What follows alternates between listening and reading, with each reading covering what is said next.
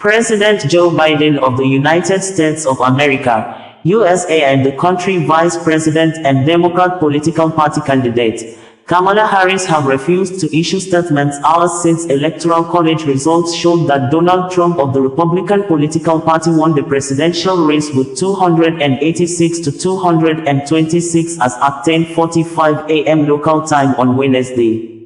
According to Newsmax, a local media in the United States of America, as of 10:45 a.m. Wednesday, Trump was ahead of Harris in the Electoral College at 286 to 226, with swing states Michigan and Arizona leaning Republican.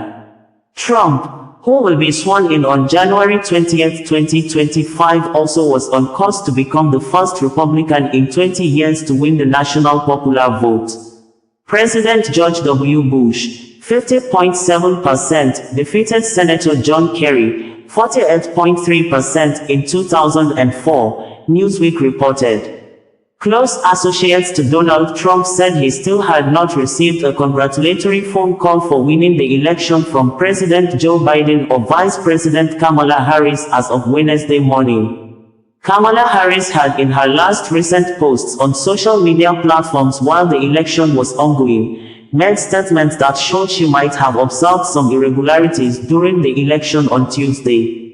Some of her posts read thus in quotes: "If you are in line before the polls close, stay in line. It is your right to make your voice heard. If you have any trouble casting your ballot, call our voter assistance hotline, 833-336-8683. If you're in line when the polls close, stay in line. Because you have a right to make your voice heard." ewillvote.com. I love Gen Z, and I am grateful to our first-time voters for making their voices heard. ewillvote.com hopped on the phone to speak with voters and one future voter today. "Thanks for picking up my call, Jennifer and Sage. Help us get every last voter to the polls. calls.kamalaharris.com. Joe Biden also issued a statement during the election and said, "If you encounter any issues while voting, contact the voter assistance hotline, 833-336-8683. Vice President Kamala Harris had cancelled her election night party as Donald Trump was projected to make a stunning comeback. Kamala Harris has told the crowd gathered at her event, via a spokesperson, that she won't be speaking tonight. Kamala Harris supporters had gathered at Howard University with tents as the night wore on end as results piled up in favor of Donald Trump, according to Wall Street Journal. Former President Donald Trump and Vice President Kamala Harris have not connected yet as of early Wednesday morning, Trump's senior advisor, Jason Miller, said on ABC News, "Good morning, America.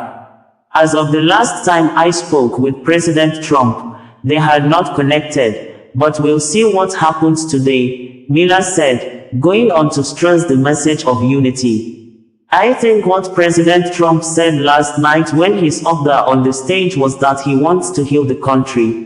This is the time when we put aside the political divisions. We bring Democrats, Republicans, people who aren't necessarily even involved with politics together," Miller said. While the results were being announced and declared, Republican Donald Trump claims victory in the 2024 presidential contest after Fox News projected that he had defeated Democrat Kamala Harris, which would cap a stunning political comeback 4 years after he left the White House. Donald Trump pledged to heal the country on Wednesday as results put him on the verge of beating Kamala Harris in a stunning White House comeback. Donald Trump and Vice President-to-be J.D. Vance called the electoral victory a historic political comeback, vowing economic revival, stricter immigration policies, and new appointments. Some media stated that Donald Trump's re-election as USA 47th president will cap a remarkable comeback 4 years after he was voted out of the White House, which will usher in a new American leadership likely to test democratic institutions at home and relations abroad. Trump took to the stage with his wife Melania to address supporters at his rally at the Palm Beach County Convention Center in West Palm Beach, Florida, on Wednesday early morning night according to local time in the United States of America. The Economist news media described the electoral victory of Donald Trump as, "It is an extraordinary comeback," or, as Donald Trump triumphantly put it, "a political victory that our country has never seen before." Since losing in 2020, he has survived impeachment, conviction as a felon, numerous other indictments and 2 assassination attempts. He will become the oldest person ever to win the White House. Dissatisfaction with high inflation and immigration contributed to a sense among voters that America was on the wrong track, for which they naturally blamed the incumbent. Kamala Harris was stuck with her association with the current administration. Reuters International News Agency stated that a Donald Trump presidential election victory has huge implications for U.S. trade policy, climate change and illegal immigration. Trump's tariff proposals could spark a fiercer trade war with China and U.S. allies, while his pledges to reduce corporate taxes and implement a spate of new cuts could balloon U.S. debt, economists say. The president-elect has also promised to launch a mass deportation campaign targeting immigrants in the country illegally and vowed to increase U.S. production of fossil fuels. Well, I want to thank you all very much. This is great. Frankly, this was, I believe, the greatest political movement of all time. There's never been anything like this in this country, and maybe beyond. We overcame obstacles that nobody thought possible, and it is now clear that we've achieved the most incredible political thing. Look what happened. Is this crazy?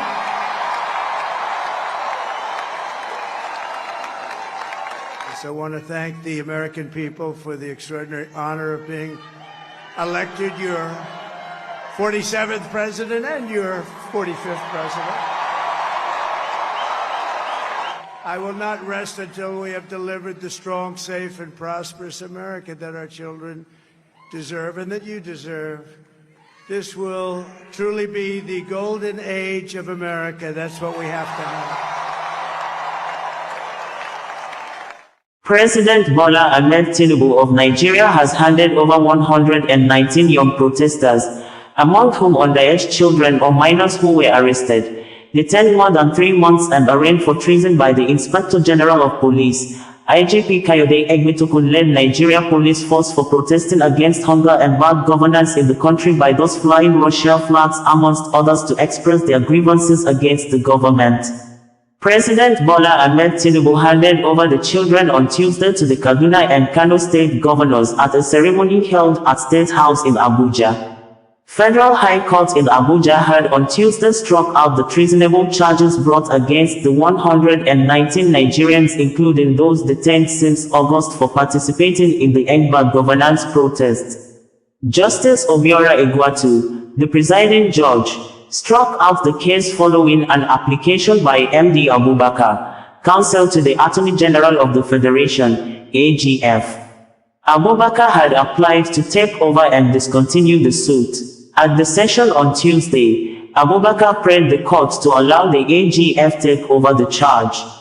Vice President Kashim Shettima, while handing over the keys to their respective state governors, said, "On the directive of President Bola Ahmed Tinubu, I formally handed over 112 suspects, 73 from Kano and 39 from Kaduna states, to their respective governors in a brief ceremony at the presidential villa."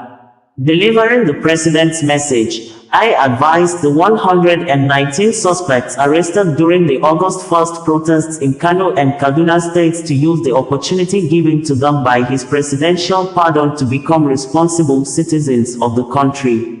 I advised them to desist from acts that will lead to violence and destruction of public and private property as the federal government is finding solutions to challenges confronting the nation. Statement of the Vice President, Kashim Shettima, apparently showed that 112 of the 119 freed suspects were minors while the remaining 7 children may be above 18 years of age. This is further substantiated by the video recording of BBC Pidgin that showed some of the adults among the freed hunger protesters while they were inside government vehicle moving to the Ministry of Humanitarian Affairs as earlier directed by the President on Monday. President Bola Ahmed Tinubu had, through the Minister of Information and Orientation, Mohammed Idris, on Monday ordered the unconditional release of all the minors and directed that panel of investigation being set up to investigate all security operatives for the arrest, detention and apparently ill treatments of the kids in detention and subsequent arraignment of the young Nigerian protesters. Kano State government, in a press release issued on Tuesday, said the government have fighting for the release of the suspects ever since they were arrested and detained by the Nigeria police force in line with human rights and rule of laws. In a significant victory for human rights and justice, the Federal High Court in Abuja has today discharged and acquitted 71 teenagers from Kano State who were arrested in connection with the End Bad Governance protest in August 2024. These young individuals, who were accused of treasonable felony after being found with Russian flags, have been cleared of all charges. Kano State Governor Abba Kabir Yusuf has been unwavering in his commitment to securing the release of the teenagers, vowing to pursue all legal avenues to ensure their freedom. In a statement issued by Governor's spokesperson, Sanusi Batio Dawakin Tofa, Governor Yusuf expressed gratitude for the collective efforts of human rights advocates, including renowned lawyer Femi Falana and others who fought tirelessly to secure the minors' release. The federal government has today withdrawn the treason charges against the minors, who were primarily from Kano State. This is a victory for justice and human dignity, said Suleiman Dansoho, one of the human rights lawyers representing the teenagers. He went on to praise Governor Yusuf for his dedication to the cause, noting that the governor's leadership and advocacy had been instrumental in ensuring the teenagers' freedom. We commend Governor Abba Yusuf for his unwavering support and commitment to human rights and the dignity of his people, Dansoho added.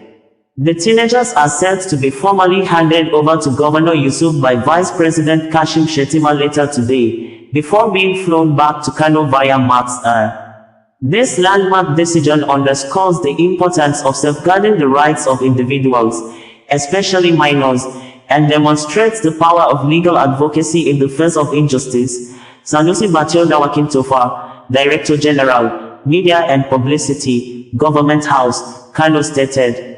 Meanwhile, the Nigeria Inspector General of Police, IGP Kayode Egbetokun, has vowed to examine lapses in the welfare and care of the minors in police custody.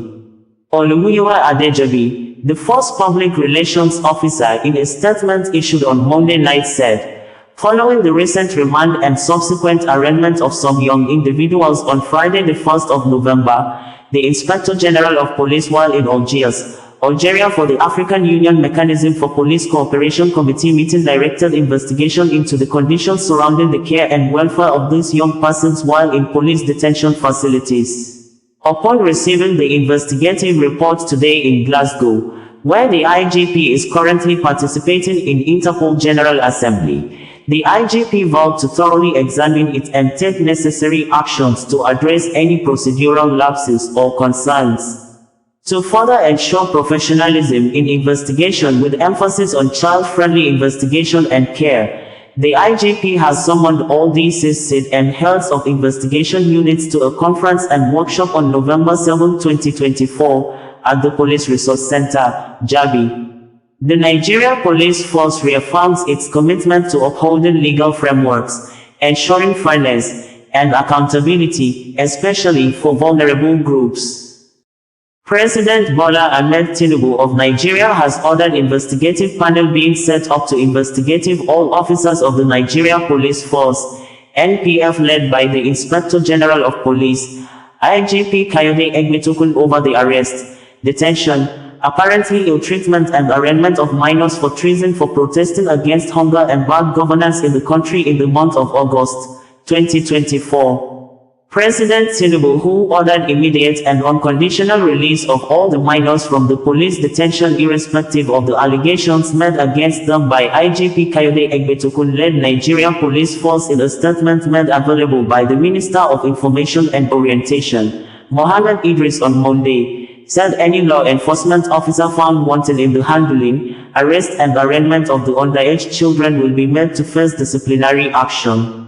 It would be recalled that some of the children when arraigned before a federal high court in Abuja on Friday fainted, forcing the judge to discontinue the trial and adjourn the case to January 2025. Some of the children were looking so malnourished to an extent some of their bones were very visible like living skeletons after spending more than 3 months in police detention. The gory state of the children who were accused of flying Russia flags among others to demonstrate and express their displeasure against the government over hunger in the country and the current life-threatening and deadly economic situation in the West African nation, caused national and global outrage and condemnation, which many described their arrest, detention and arraignment as reckless, irresponsible and callous insensitivity of the government to its constitutional obligations to the people, especially minors. The Minister of Information and National Orientation, Mohammed Idris, announced the unconditional release of the children to State House correspondents during an emergency briefing at the Aso Rock Villa, Abuja on Monday. The Information Minister, Idris, said, the President has ordered the immediate release of all the minors who have been arrested by the Nigeria police without prejudice to whatever legal processes they are undergoing. He has directed that they be released immediately. Secondly, the President has also directed the Ministry of Humanitarian Affairs and Poverty Reduction to immediately attend to the welfare of these minors, and to ensure their smooth reunion with their parents or guardians wherever they are in the country. Thirdly, the President has directed that an administrative committee will be set up immediately, to be headed by the Minister of Humanitarian Affairs, to examine all issues surrounding the arrest, detention, treatment, and finally, the release of these young minors. Fourthly, the President has also directed that all law enforcement agents involved in the arrest and the legal processes will be investigated, and if any infractions are found to have been committed by any official of government, whether from a law enforcement agency or another appropriate authority, disciplinary action will be taken against him or her. According to Sahara reporters, majority of the underage children arraigned before the Abuja Federal High Court on Friday, November 1st, were now ill after Nigerian Correctional Service officials rejected them at Kuje Prison. Sahara reporters had learned that following their rejection at Kuje Prison, the malnourished minors were detained by the Nigeria Police Force, NPF, in a facility meant for adults at the Intelligence Response Team unit in the Akko area of the Federal Capital Territory. The kids who were granted bail on stringent terms by Justice Obiora Egwuatu are 24 in number, but about 20 of them have been hospitalized at an undisclosed hospital, according to sources. The detention of the teenagers was ordered by Justice Emeka Nwite, who granted an ex-parte application by the police to keep them in custody for 60 days to conclude their investigation against the protesters, who have been accused of attempting to overthrow President Tinubu. Sahara reporters learned that 13 of them were brought to court from IAT cells while others were brought from cells scattered around other Abuja divisions, according to reports by Sahara reporters. Deep inquiries and commentaries about the fate or the situation regarding the minors that you saw towards the end of last week, the ones that have been arrested by the Nigerian police and that were undergoing some legal processes. You also saw what happened in the courtroom, and as a result of that, Mr. President, because of his very deep commitment to democracy and the rule of law, and without prejudice also to whatever legal processes there are. On the other hand, is the human side, the human part of it, has directed that some announcements be made. I recall that I had a short briefing with Mr. President early this evening, and he has directed the immediate release of all the minors that have been arrested by the Nigerian police without prejudice to whatever legal processes there are. All minors, the President has directed that all of them be released immediately. Second, the President has also directed the Ministry of Humanitarian Affairs and Poverty Reduction to immediately see to the welfare of those minors and also take part to ensure their smooth reunion with their parents or guardians wherever they are in the country. Number three, the President has directed that a committee will be set up immediately to be headed by the Ministry of Humanitarian Affairs. It's actually an administrative committee to look at all issues surrounding the arrest, detention, the treatment, and finally the release of these young minors. Fourthly, the President has also directed that all the law enforcement agents involved in the arrest and the legal processes will be investigated, and if there are any infractions found to have been committed by any official of government, be him a law enforcement agency or whoever that person may be. Osazuwa Connect, bringing you the news in a more digital way.